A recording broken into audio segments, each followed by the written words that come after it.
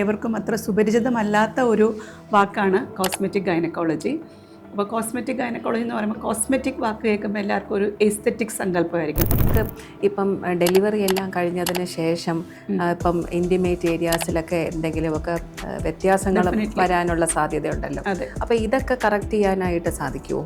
Surgery ഇല്ല, ശരിക്കും എന്താണ് മാഡം ചെയ്യുന്നത്? സർജറി ഇല്ല, പക്ഷെ നമുക്ക് മരുന്നും ഇല്ല. അത് ഇതിനെപ്പറ്റി വായിച്ച സമയത്ത് ഇപ്പൊ ജെറ്റ് പ്ലാസ്മ എന്നൊക്കെ കണ്ടു. അപ്പൊ ഇത് എന്താണ് ശരിക്കും ഉദ്ദേശിക്കുന്നത്? അതൊരു എനർജി ബേസ്ഡ് ഡിവൈസ് ആണ് ജെറ്റ് പ്ലാസ്മ. അപ്പൊ നമുക്ക് ഇതിനകത്ത് നോൺ സർജിക്കൽ ഓപ്ഷൻസ് ആണെന്ന് ഞാൻ പറഞ്ഞു. അതായത് ഫങ്ഷണൽ റീജനറേറ്റീവ് ഗൈനക്കോളജിയാണ് നമ്മൾ എയിം ചെയ്യുന്നത്. ഫിസിക്കൽ റിലേഷൻഷിപ്പ് സ്റ്റാർട്ട് ചെയ്യാൻ പറ്റാതെ പെയിൻഫുൾ ഡിസ്പെരനിയ എന്ന് പറയും, പെയിൻസ് ഡ്യൂറിങ് കോണ്ടാക്ട്. അപ്പോൾ ഈ വജൈനിസ്മിസ്, ഡിസ്പെരനിയ, ലാക്ക് ഓഫ് ഓർഗാസം, ഇതിനെല്ലാം കോസ്മെറ്റിക് ഗൈനക്കോളജിയിൽ ട്രീറ്റ്മെൻറ്റ് ഓപ്ഷൻസ് ഉണ്ട്.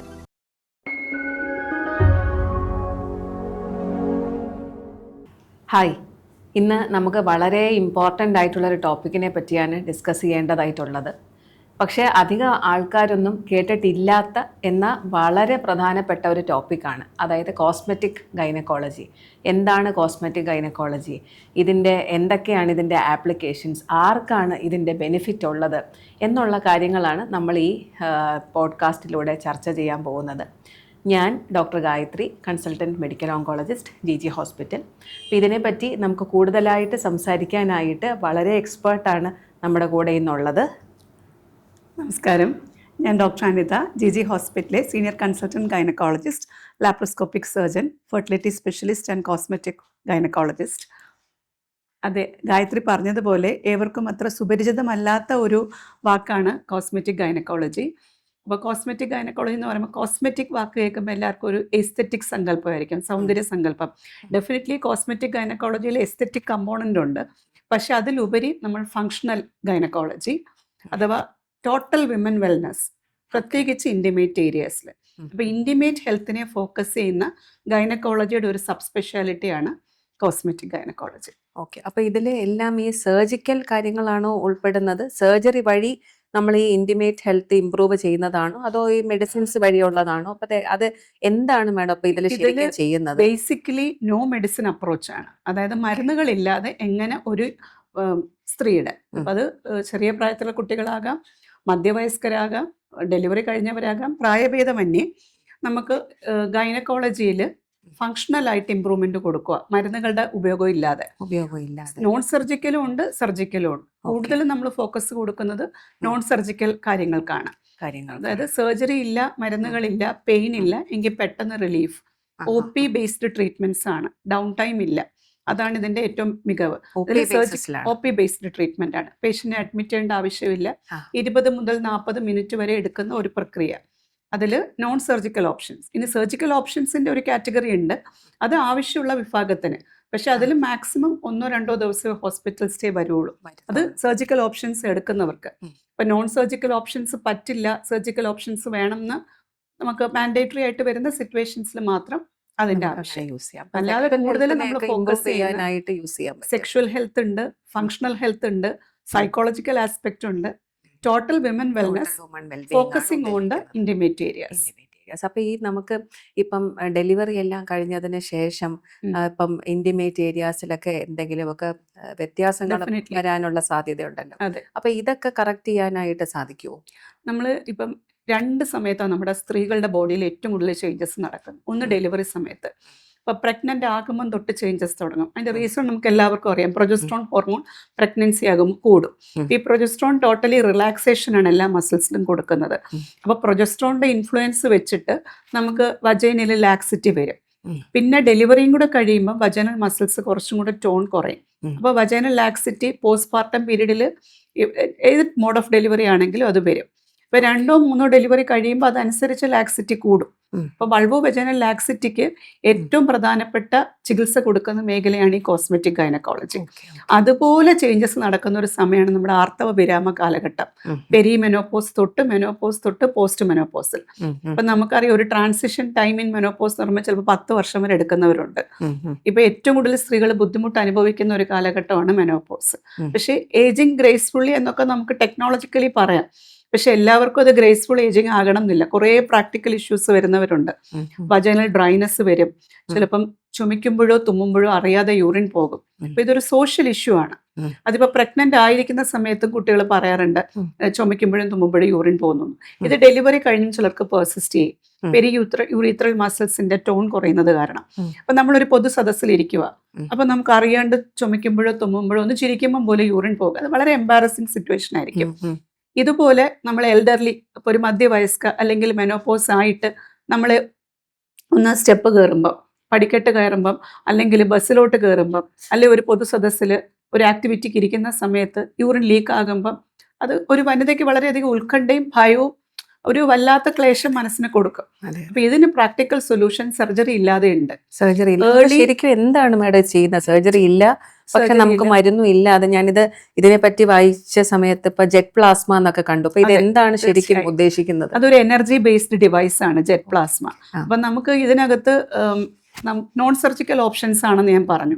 അതായത് ഫങ്ഷണൽ റീജനറേറ്റീവ് ഗൈനക്കോളജിയാണ് നമ്മൾ എയിം ചെയ്യുന്നത്.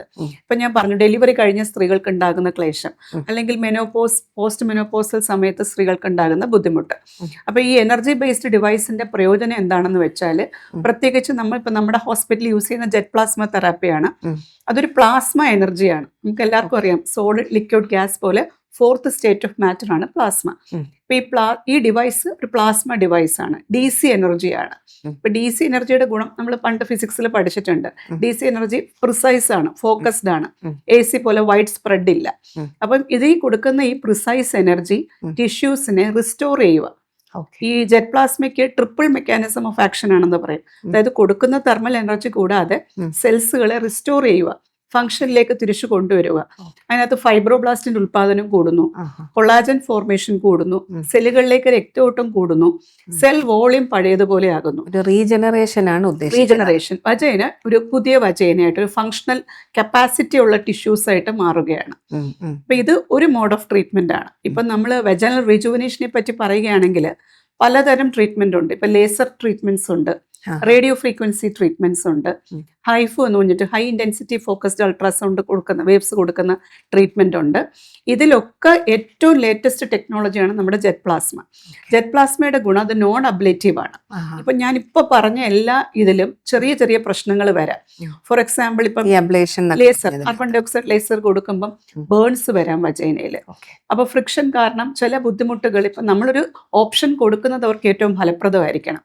നമ്മൾ ഈ ട്രീറ്റ്മെന്റ് കൊടുത്തിട്ട് അവർ വീട്ടിൽ പോയിട്ട് നാളെ നമ്മുടെ ബേണിംഗ് ആയിട്ടോ മൈനർ ഇഞ്ചുറീസ് ആയിട്ടോ ഒരു പൊള്ളലായിട്ടോ ഒന്നും വരാൻ പാടില്ല.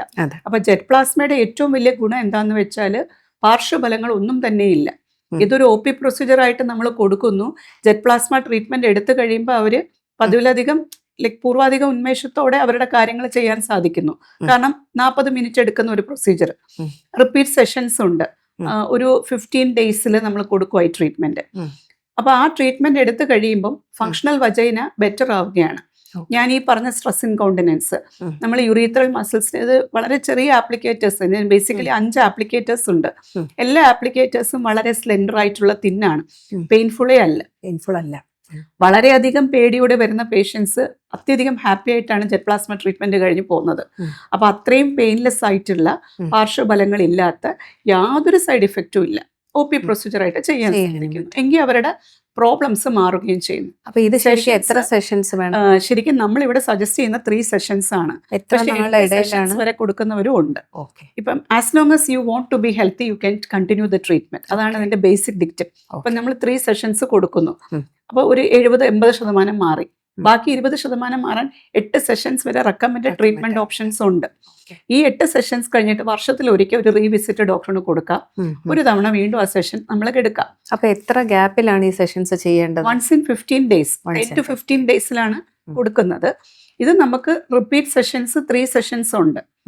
ഇനി ഇതിനൊപ്പം നമ്മൾ ഫലപ്രദമായി കൊടുക്കുന്ന ഒരു ട്രീറ്റ്മെന്റും കൂടെ ഉണ്ട്, PRP therapy.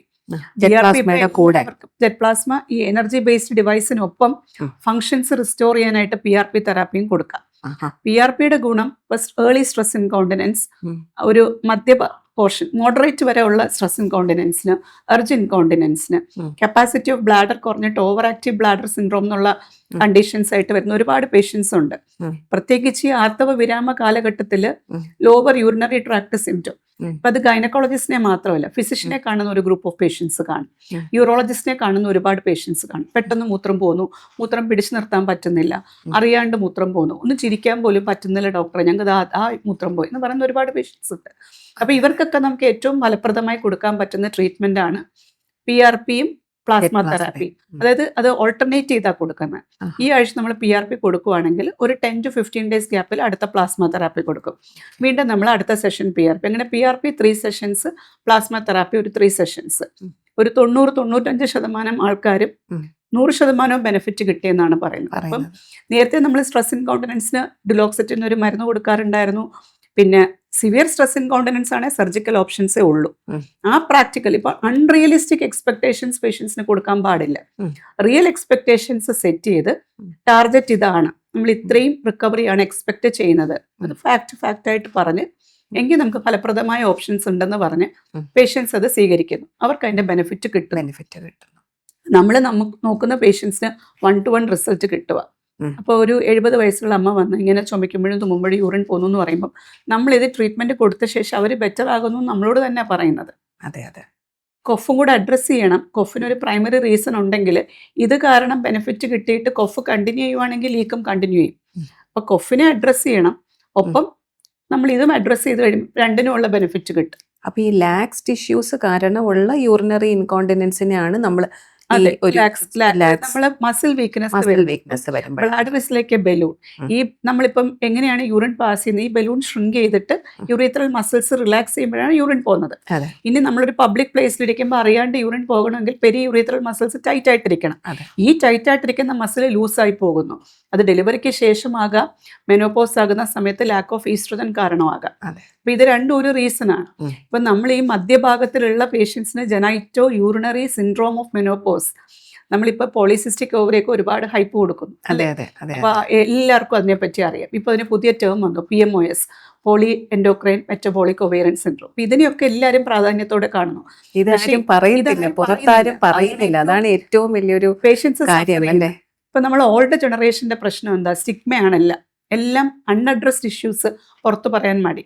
For that matter നമ്മൾ സെക്ഷൽ ഹെൽത്ത് എടുത്താലും ഇപ്പൊ കല്യാണം കഴിക്കുന്നതിന് മുമ്പ് ഇപ്പൊ കോസ്മെറ്റിക് ഗൈനക്കോളജി എന്ന വാക്കിൽ നമ്മൾ പ്രാധാന്യത്തോട് ഓർക്കേണ്ട, കുറച്ച് പേർക്ക് ഫേസിന്റെ അപ്പിയറൻസ് പോലെ, ബോഡിയുടെ അപ്പിയറൻസ് പോലെ പ്രൈവറ്റ് ഏരിയസിനെ പറ്റി ഒരുപാട് അപ്രിഹെൻഷൻസ് ഉള്ള കുട്ടികൾ കാണും. ഫോർ എക്സാമ്പിൾ ഇപ്പം വജൈനയുടെ ലേബിയ മേജോറ മൈനോറ എല്ലാവർക്കും അറിയാം, നമ്മുടെ വജൈനയിലുള്ള പോർഷൻസ്. ചിലരുടെ ലേബിയ വളരെ വലുതായിരിക്കും, ചിലരുടെ ലേബിയ വളരെ ചെറുതായിരിക്കും. പിന്നെ എസിമെട്രി, ഒരു ലേബിയ ഒരു ഷേപ്പിലായിരിക്കും, അടുത്ത ലേബിയ വേറൊരു ഷേപ്പിലായിരിക്കും. ലെഫ്റ്റും റൈറ്റും നമ്മളൊരു സിമെട്രി കുറവ്. ഇപ്പൊ ബ്രസ്റ്റ് എസിമെട്രി എല്ലാവർക്കും ഒരു പ്രശ്നമാണ്. ഒരു സ്ഥാനവും മറ്റേ സ്ഥാനവും തമ്മിൽ വ്യത്യാസം ഉണ്ടെങ്കിൽ ഒരുപാട് പേര് അത് അപ്രിഹെൻസീവായിട്ട് വരാറുണ്ട്.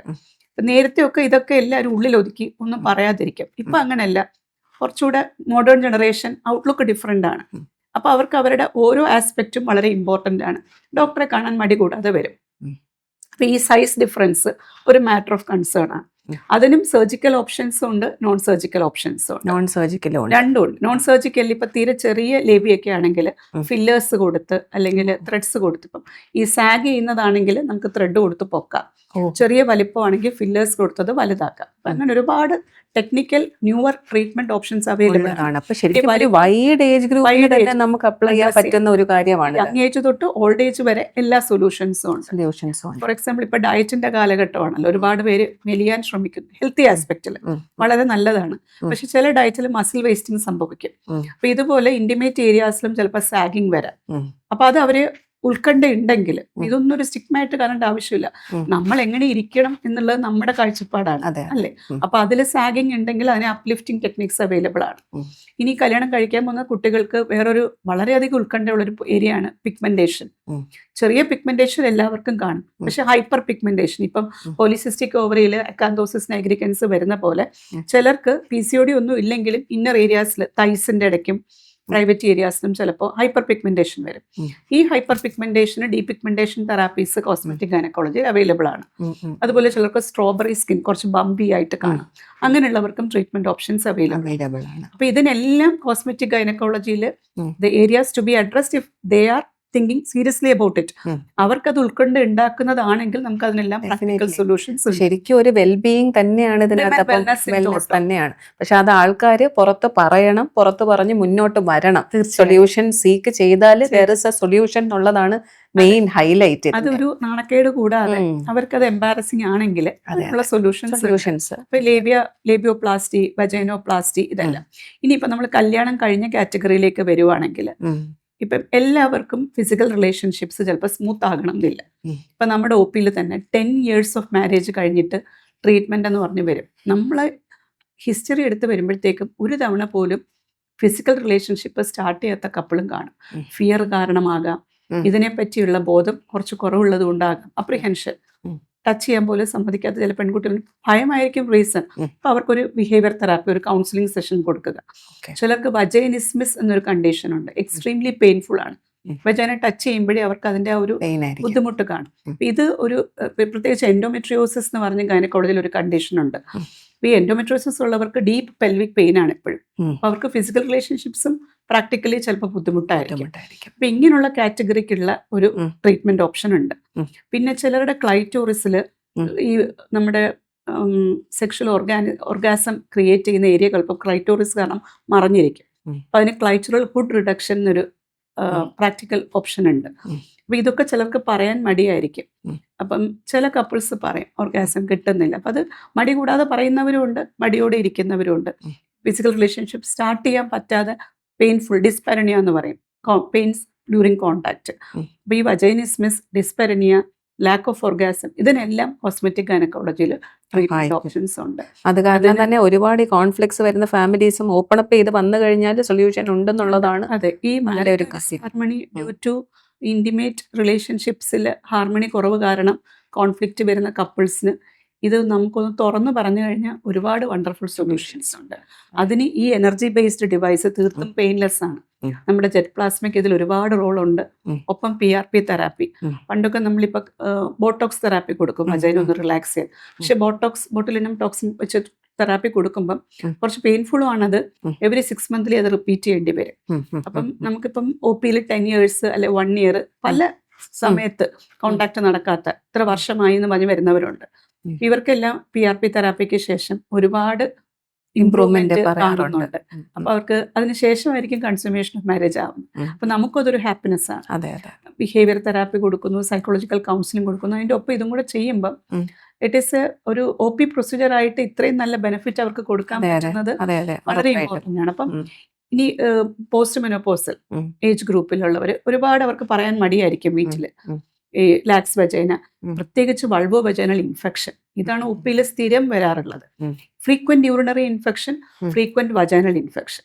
അപ്പൊ ആക്റ്റീവ് ഇൻഫെക്ഷൻ നമ്മളൊരു സ്വാബ് എടുക്കുന്നു, ഹൈ വജൈനൽ സ്വാബ്, ഒരു പാപ്സ്മിയർ എടുക്കുന്നു, അതിലെന്താണെന്ന് നോക്കുന്നു, ആക്റ്റീവ് ഇൻഫെക്ഷൻ ട്രീറ്റ് ചെയ്യുന്നു. ബട്ട് നമ്മുടെ എയിം എന്തായിരിക്കണം? എപ്പോഴും ആന്റിബയോട്ടിക് കൊടുക്കേണ്ട ആവശ്യമില്ല. എങ്ങനെ ഈ ഇൻഫെക്ഷനെ മാറ്റാം, പ്രിവെൻഷൻ ചെയ്യാം. നമുക്കറിയാം ഈസ്ട്രജൻ ക്രീം കൊടുക്കാൻ ഡ്രൈനസിന്, പക്ഷെ എത്ര നാൾ നമ്മൾ ഈസ്ട്രജൻ ക്രീം കൊടുക്കും? അപ്പൊ restore the vagina in a healthy way, അതിന് നമുക്ക് PRP തെറാപ്പീസും പ്ലാസ്മ തെറാപ്പീസും ഉണ്ട്. അപ്പൊ ഈ റെക്കറന്റ് ഇൻഫെക്ഷനിൽ ആക്റ്റീവ് ഇൻഫെക്ഷൻ ട്രീറ്റ് ചെയ്യുക, വീണ്ടും ഇൻഫെക്ഷൻ പ്രിവെന്റ് ചെയ്യാനായിട്ട് PRP തെറാപ്പിയും പ്ലാസ്മ തെറാപ്പിയും കൊടുക്കും, OP പ്രൊസീജിയർ ആയിട്ട്. അപ്പൊ പിന്നെ നമ്മൾ ആന്റിബയോട്ടിക് കൊടുക്കണ്ട. നമുക്കറിയാം വജൈനയ്ക്ക് ഒരു pH ഉണ്ട്. ഈ pH അസിഡിറ്റിയിലോട്ടോ ആൽക്കലിനിറ്റിയിലോട്ടോ പോയി കഴിഞ്ഞാൽ റെക്കറന്റ് ഇൻഫെക്ഷൻസ് വരും. അപ്പൊ എങ്ങനെ ഇൻഫെക്ഷൻസിനെ തടയാം? വജൈനൽ pH മെയിൻറ്റെയിൻ ചെയ്യുക. ആ മെയിൻ്റെനൻസ് നടക്കുന്ന എങ്ങനെ? ആക്റ്റീവ് ബാക്ടീരിയൽ ഫ്ലോറ ഉള്ളപ്പോഴാണ്. അതിന് ഫങ്ഷണൽ വജൈന വേണം.